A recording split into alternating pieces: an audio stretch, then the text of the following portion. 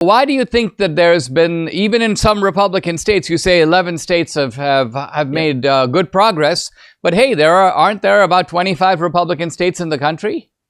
Yep, you're right. And look, if you like your public school, you can keep your public school. That option is and still should be on the table, unlike with your doctor. But with school choice, it's a rising tide that lifts all boats. The public schools up their game in response to competition. I live in San Antonio, Texas myself. So most of these guys who voted against school choice in the House were already endorsed by the state affiliate of the largest teachers union in the country, the National Education Association.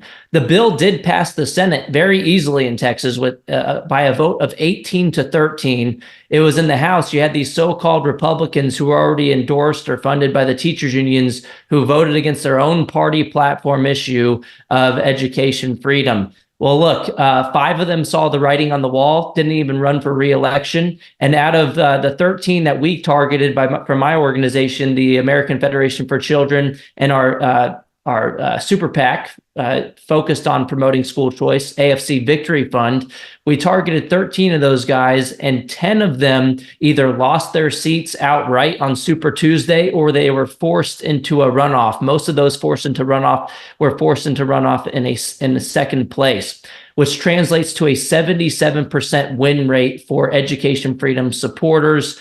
And that's basically impossible. I mean, it's basically unheard of because incumbents win their reelection about 95% of the time. So that trend was inverted in Texas, and it looks like we'll have the votes to pass universal school choice next year. The running joke in Iowa, because a little known fact is that they passed universal school choice in 2023, full-throated, everybody, no picking winners and losers. In 2022, Governor Reynolds made a similar push like Abbott did and said it passed their Senate very easily. It moved over to their House, which was supposed to be controlled by Republicans. They could not get the ball across the finish line.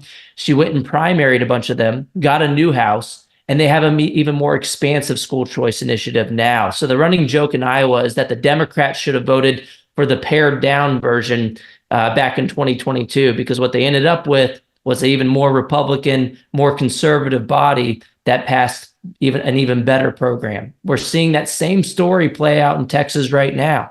A lot of the moderate Republicans or rhinos lost their seats, or they're going to lose their seats on May 28th because they've been forced into a runoff, most of them in second place. So this is just more good news in Texas.